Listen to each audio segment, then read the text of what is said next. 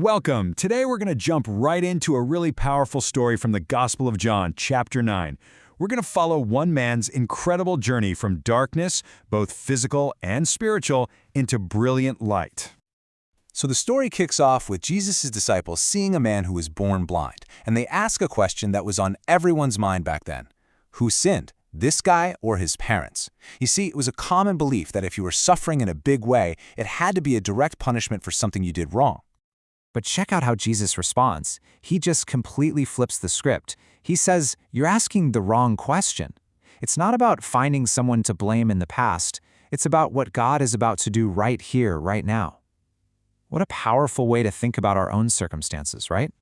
So the crucial point here isn't about figuring out the why behind the suffering. Jesus is saying the real point is that this man's condition has created an opportunity for God's power and His glory to be put on full display for everyone to see. It's a total shift in perspective. The disciples were stuck looking in the rearview mirror, trying to assign blame. But Jesus, He's always looking forward. He's way less interested in the why of our past and much more focused on what He can do in our present and for our future. And then Jesus does something, well, kind of weird. He shows that God's methods don't always fit into our neat little boxes. There's really no magic formula when it comes to a miracle. I mean, spit and dirt, it sounds pretty strange, doesn't it? But it was never about the mud. The whole thing was a test of simple faith and obedience.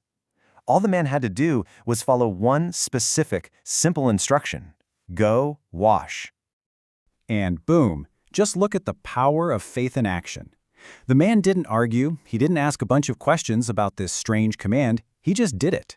And that simple act of obedience was the key that unlocked his miracle. And this wasn't just some small change. The transformation was so complete, so total, that the people who saw him every single day could barely believe their eyes.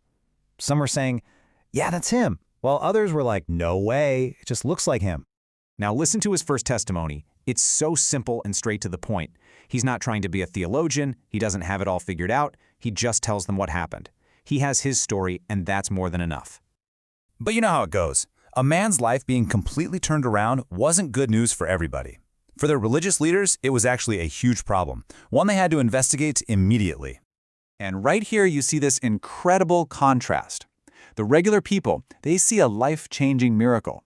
But the Pharisees, all they could see was a broken rule. Because Jesus had made clay on the Sabbath, they considered it work, and that was a major no-no for them. They were so obsessed with their traditions that they were totally blind to the glory of God standing right in front of them. To their credit, though, some of them started to question things.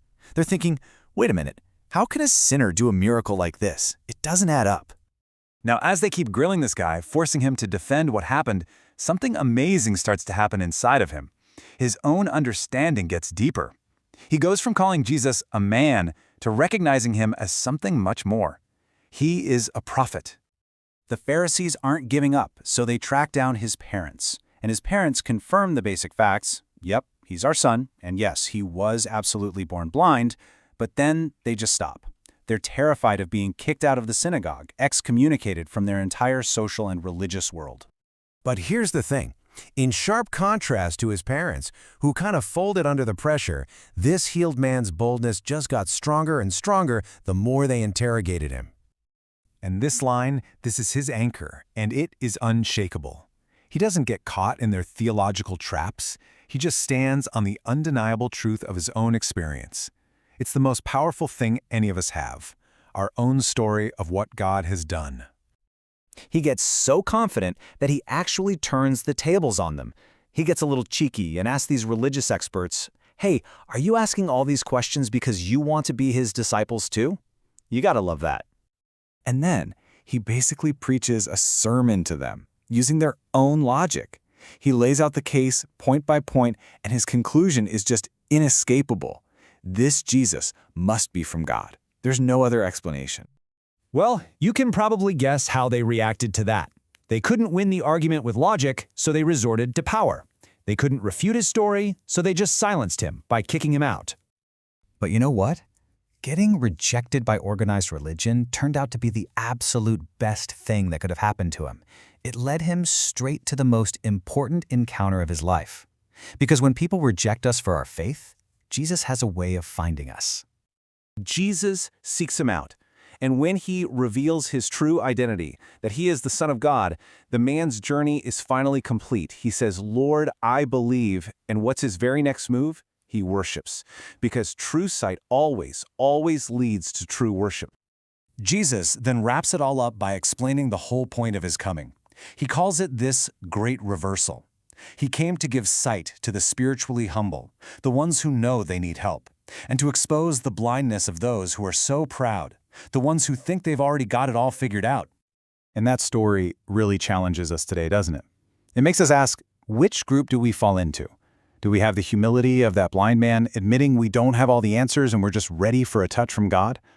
Or do we have a little of that Pharisee pride, so sure that we already see everything clearly that we might just miss God working right in front of our faces?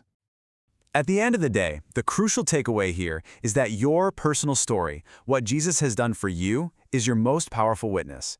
It's that unarguable anchor that can cut right through all the debates. So what is the story of sight that he has given you? Thanks so much for joining this explainer.